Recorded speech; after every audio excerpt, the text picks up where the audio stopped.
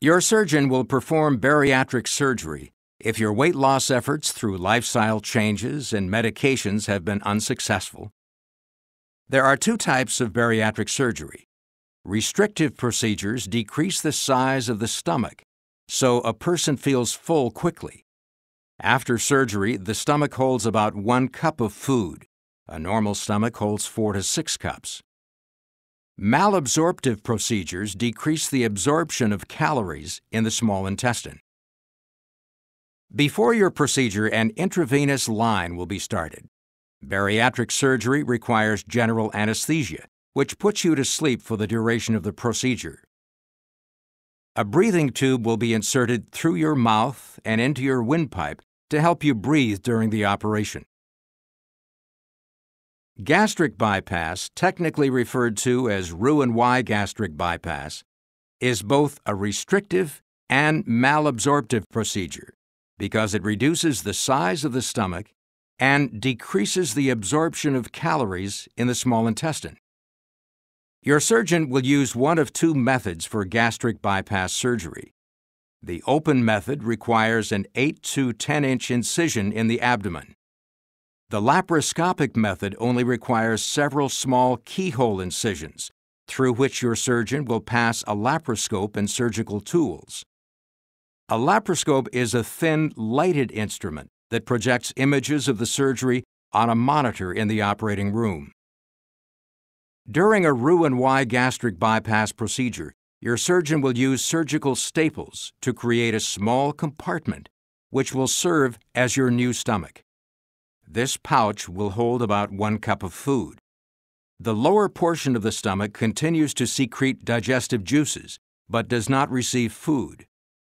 Next, your surgeon will cut the small intestine well beyond the stomach and bring one free end up and attach it to the pouch.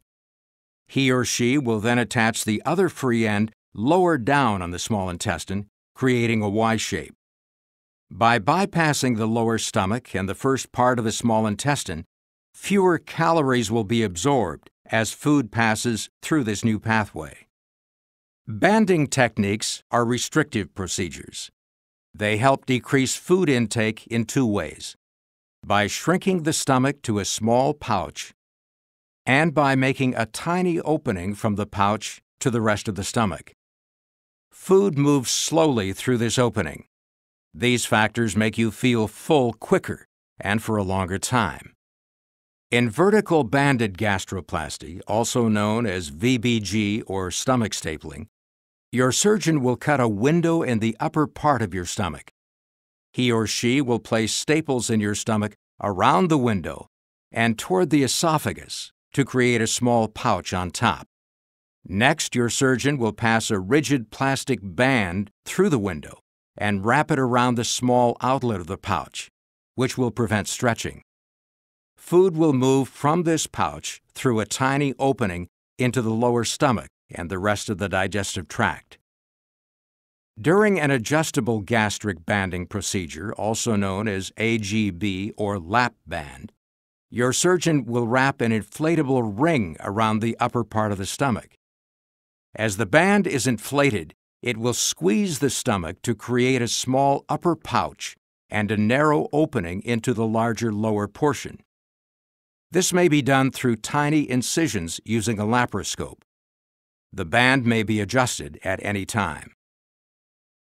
Biliopancreatic diversion is a malabsorptive procedure that decreases the amount of calories absorbed in your small intestine.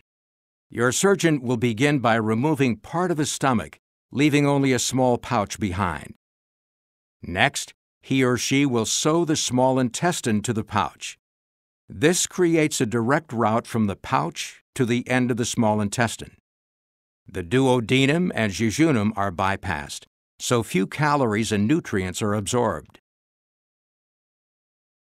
For all methods of bariatric surgery, your surgeon will close your incisions with staples or stitches. After your procedure, your breathing tube will be removed, and you will be taken to the recovery area for monitoring.